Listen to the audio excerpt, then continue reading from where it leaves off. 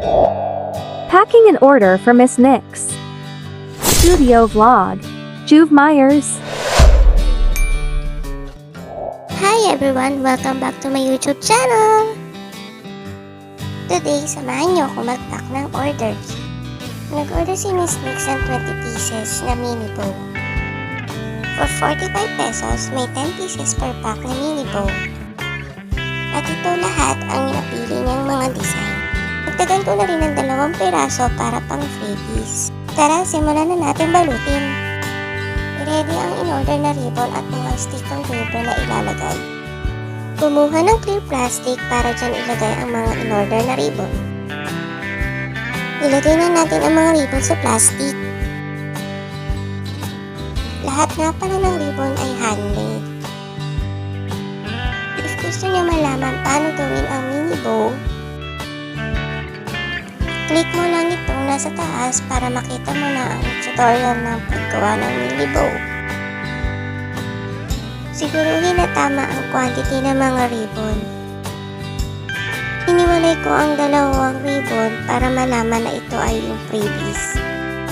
Nilagyan ko na rin ang label na may nakasulat na freebies.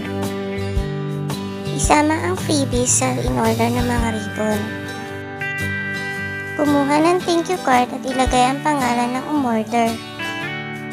Shoutout nga pala sa iyo, Miss Nicx. Salamat sa pag-order. Ayan, ilagay na rin natin ang thank you card sa loob ng plastic. Ayusin lang ang pagkakapack at pwede na siyang isil.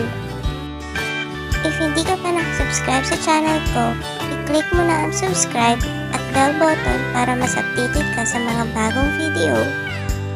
And click thumbs up and share mo na rin sa mga friends mo. Ilagay na sa collimator ang order para ready to go na. Shoutout nga rin pala sa Team Utaw at Team Cutie na tumutulong sa akin sa YouTube channel ko. Salamat po sa inyo! And we're done! Here's the finished product! That's all for today, guys. Salamat sa panonood. And see you next videos. Goodbye! For more video, just click this para makita nyo yung iba kong mga content. Salamat!